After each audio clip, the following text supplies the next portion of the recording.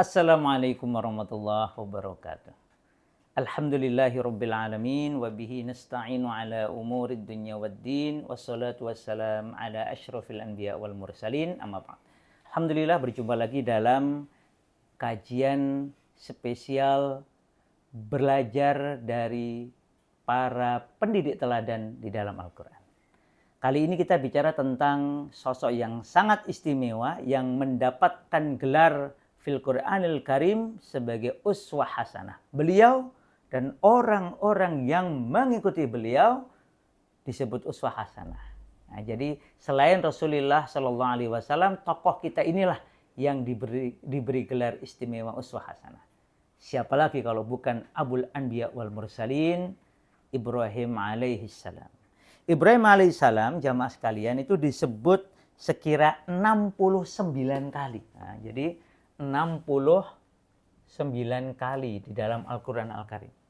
Ini termasuk sosok yang paling banyak disebut dalam Al-Quran sebagai tokoh kebaikan. Yang paling banyak adalah Nabi Musa alaihissalam di kalangan para nabi. Yang berikutnya adalah Ibrahim alaihissalam. Dari 69 kali ini, paling banyak menurut jamaah di surat apa? Surat Ibrahim? Bukan.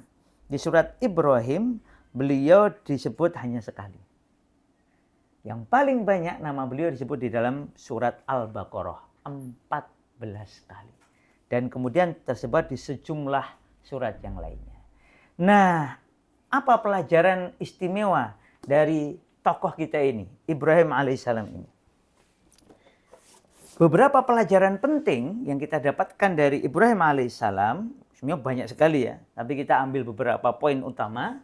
Yang pertama, sebagai pendidik, sebagai orang tua, beliau menjadi teladan bagi kita untuk teladan dalam taat. Menjadi teladan dalam taat.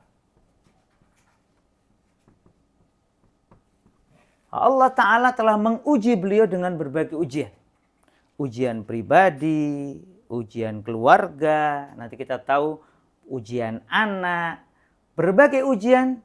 Dan Allah Ta'ala tunjukkan kepada kita keistimewaan Ibrahim alaihissalam. Karena semua ujian itu dengan izin Allah beliau lolos. Beliau adalah teladan dalam taat. Kemudian yang kedua adalah bagaimana beliau mendidik keluarga. Baik istri-istri beliau maupun anak-anak beliau. Kita tahu beliau minimal secara populer ya, kita mengenal punya 2 istri dan 2 anak. Sebagian riwayat mengatakan sebenarnya istri beliau lebih dari 2, anak beliau juga lebih dari 2. Nah, istri yang terkenal pertama adalah Ibunda Sarah. Lalu yang kedua adalah Ibunda Hajar. Dan kita tahu bagaimana kedua istri ini menjadi istri-istri yang solihah.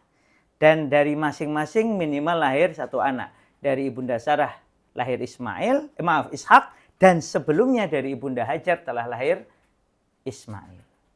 Dua-duanya anak yang soleh dan menjadi nabi. Ini menunjukkan bahwa beliau sangat luar biasa, teladan bagi kita dalam mendidik keluarganya. Kemudian yang ketiga adalah mendirikan masjid. Jadi Nabi Ibrahim alaihissalam ini mengajarkan kepada kita pentingnya membangun markas-markas dakwah. Beliau tinggal dengan Ibunda Sarah di Baitul Maqdis, di kawasan yang kita sekarang nyebutnya Palestina. Rasulullah menyebutnya Baitul Maqdis, yaitu di kota Al-Khalil, kota Hebron. Kemudian Allah perintahkan beliau membawa Ibunda Hajar dan Ismail yang waktu itu masih bayi ke Makkah. Setelah nanti dewasa, Allah Ta'ala perintahkan Nabi Ibrahim alaihissalam untuk mendirikan kembali, meninggikan kembali bangunan Masjidil Haram, bangunan Ka'bah di Makkah bersama anaknya Ismail alaihissalam. Dan kita tahu dalam beberapa riwayat juga disebutkan bahwa beliau memerintahkan untuk membangun kembali Masjid Al-Aqsa. Ada yang mengatakan itu terjadi di zaman beliau, ada yang mengatakan itu terjadi di zaman putra beliau yaitu Nabi Ishak atau cucu beliau Nabi Yakub. Yang jelas beliau turut serta membangun markas-markas dakwah, masjid-masjid yang bukan hanya menjadi pusat peribadatan tetapi menjadi pusat kaderisasi dan pendidikan. Maka kita harus ingat kalau kita mau membangun umat, kokohkan masjid. Kemudian yang berikutnya adalah Ibrahim alaihissalam menjadi teladan bagi kita untuk haji dan umroh. Ya. Haji dan umroh. Karena tidak ada peristiwa haji dan umroh kecuali kita harus belajar dari sejarah keluarga Ibrahim alaihissalam. Ada tawafnya, ada terutama sa'inya. Itu semuanya pelajaran untuk kita ingat bagaimana upaya Ibrahim alaihissalam dengan keluarganya untuk menaati Allah Ta'ala dan menegakkan syiar-syiar Allah. Kemudian yang kelima adalah rela atau ridho berkorban. Ridho berkorban. Karena Ibrahim alaihissalam mengajarkan kepada kita bahwa pengkorbanan dari kata qoruba, dekat, yang kemudian niatnya adalah taqarrub ilallah, itu adalah bagian keistimewaan seorang hamba. Hamba ingin mendapatkan kemuliaan maka dia berkorban. Dia memberikan yang terbaik kepada Allah dalam rangka mendekat kepada Allah dan yakin Allah akan memberikan balasan terbaik di dunia dan di akhirat. Masih banyak pelajaran yang lainnya, tapi minimal 5 hal ini dan masing-masingnya memiliki banyak sekali sisi yang bisa kita pelajari, yang patut kita renungkan dari keteladanan Ibrahim alaihissalam dalam mendidik diri beliau sendiri, keluarga, istri dan anak-anaknya, serta umat.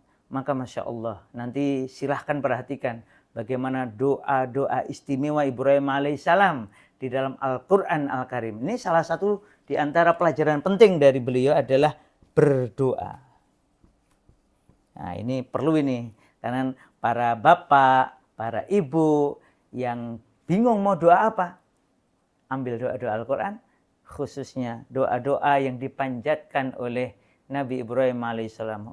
Satu di antaranya nanti ada rangkaiannya di surat Ibrahim. Seksamanya doa-doa itu lantunkan dalam rangka untuk memuliakan Al-Quran, mengikuti millah Ibrahim alaihissalam, insya Allah semoga diri kita, keluarga kita dicintai oleh Allah Ta'ala, diridhai oleh Allah Ta'ala, dijaga hingga insya Allah berjumpa lagi, berkumpul kembali di surganya Allah Ta'ala.